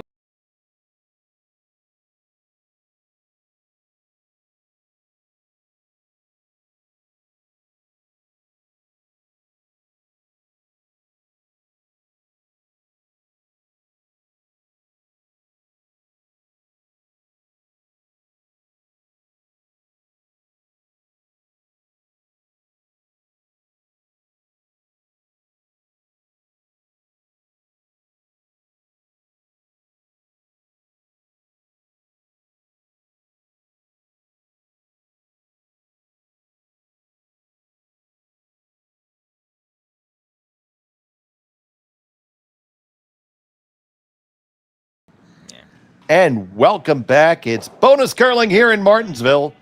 On Curling Stadium, it's the Aly Jenkins Memorial Mixed Doubles here at the Martensville Curling Club. Dave Schmel and Jim Nix here with you, and it was just the slightest bit of a rollout that brought us here to end number 9, Jim. Yeah. Let's have a look at it here. It was just almost a shame, really, to be honest. They just kind of, they went hard on this, try to make sure it didn't get away from them and hit it on the, but they end up hitting it on the right side to hit it. Just let it Got go away. a little too far. Yep. That's a hard way to go at it, actually, on that turn and get that inside roll. But So you see here in extra end of mixed doubles, it's played just like any other game, any other extra end. So the hammer has now flipped to Matsumura and Tanida. So they get that pre-placed rock on the back of the 4-foot. Center guard belongs to Remeshylo and Derksen. and there are no tick rules at all in mixed doubles. Is that right, Dave? That is correct. Yeah. I think I had that wrong in the last event. So I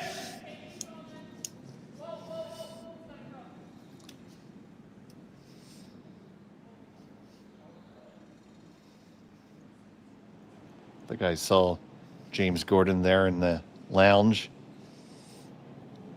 I know every ice maker, you love great curling, but not really a big fan of extra ends. yeah.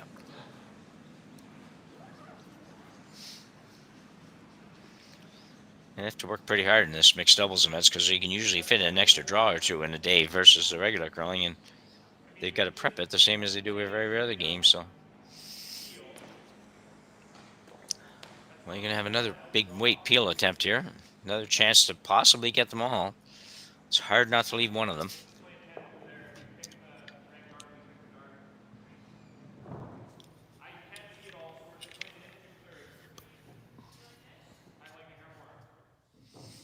So Tanida is going to resurrect an old Concorde here and try to get this one up to Mach 2.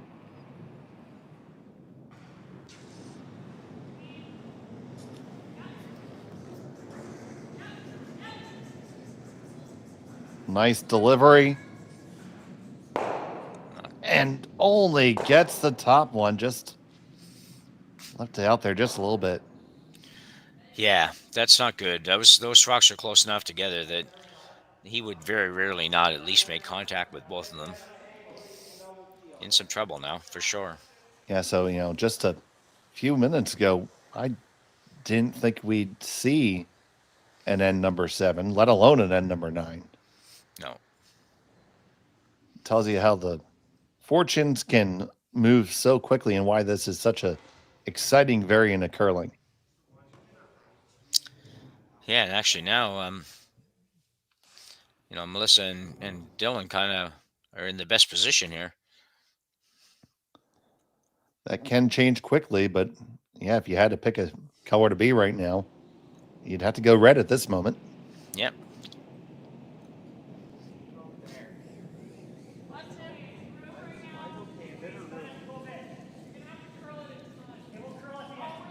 So they're going to play the very high guard here.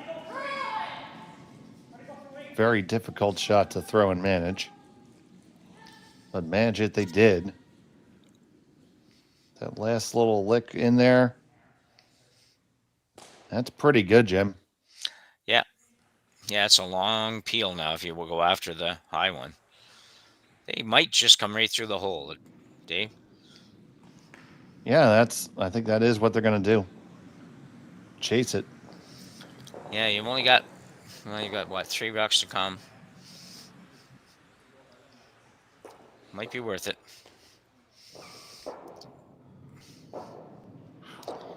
It's pretty easy for Remeshylo and Derksen to throw a guard up here, because if you play the high peel and just get it, which you're probably going to be honest, got a lot of room to throw that guard to. So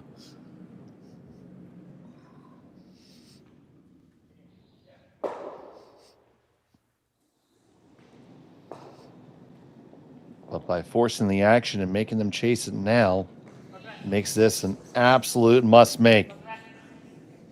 Tanida comes up and hops right with it. Just a heavy clean now. Now trying to walk it over. It's on their own right now. Stays on their own. Ooh, and that's extremely unfortunate. yeah, I thought he'd be trying to carve that really, really hard. He was trying a little bit, I guess, but I thought he'd be able to move that far enough. But the consensus between Melissa and Dylan is saying we don't want them to try that again. yeah, I'm not surprised.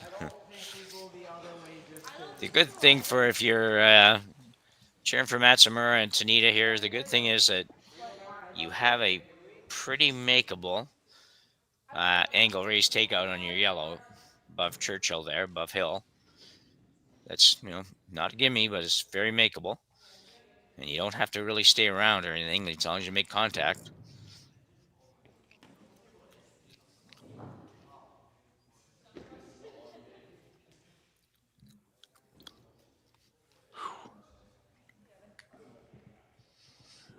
My goodness, Jimmer. We have hitched ourselves to a good wagon here. Yeah, absolutely. We kind of saw all about mixed curling here today. It's we talked a lot about all the big ends you can score and everything else, and then that came to fruition there in the 7th, and this one's out a long way, but yeah, way out in the hinterlands where nobody's really been. Now they're going to try to start the carve. Now you see it turning. I think with a few more scrubs, it's going to get pretty close to where it needs to be. It's close. Still makeable. I think that's in the way, Jim. Do you? Well, since I want to be right, I'm going to say yes. Okay. All right. I think it's a board weight shot. Hacked a board weight shot through the port. Maybe not board. Probably just hack. That's going to be a great shot when it's made. It would be.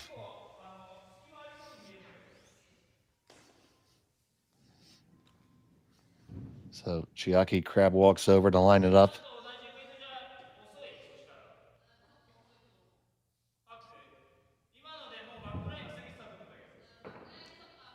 That port is a good, solid stone and 3/4 wide.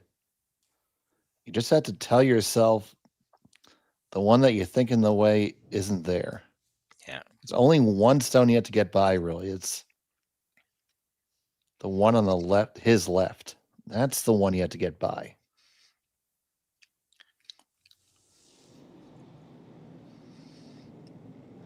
Big shot for Tanida. Might have been a little tight. He's close, Dave. Yeah, he is. He missed the first one wide. This one is not wide. It's through the port, past the first one, past the second one as well. Does it pick it all the way out? Far enough, Jim, and they lie shot stone. Great shot by Tanida there. Yeah, really good shot. We're going to see it again here. He gets up and gets on it. On it and off, and then back on again. And then it's just a matter. Probably if he had a chance to do it again, he'd love to switch over to the other side and help carve that over a little bit, but managed to go up. Just a great shot. Not an easy shot. Now that out-turn draw, they're wide open. So certainly still a fantastic opportunity for Remeshylo and Derksen. Melissa in the hack. She's going to throw her in turn. Probably a better turn for her to throw. Generally speaking, whether you're left or right-handed, your in turn tends to curl more. She could probably use that extra curl here. It's her final stone of the extra. Need to be shot after this. I think this is really close. Might be a little warm. I think this is quite heavy, Jim. Will it come over far enough? Tanida's going to try to bang it past. Can he bang it past? Now, they are shot, but they are pretty wide open. Yeah. Only wide open enough that she has to draw, though. I don't think she wants to go at this with anything much more than just draw. Wait. No, it's going to have to be a draw, so forced into the draw for backing. Yeah. For the game. Pretty nice effort by Melissa Remeshylo here. There was, so here heavy, but a lot of pressure on that shot. And if she could have been just, 1 foot lighter, maybe 18 inches lighter, it's probably never going away. It's probably going to be the winning rock. So. And and great resilience by the team to hang in there and keep on battling. Yeah, absolutely. Final stone of the extra. Needs to grab a piece of the button for the game. Chiaki Matsumura.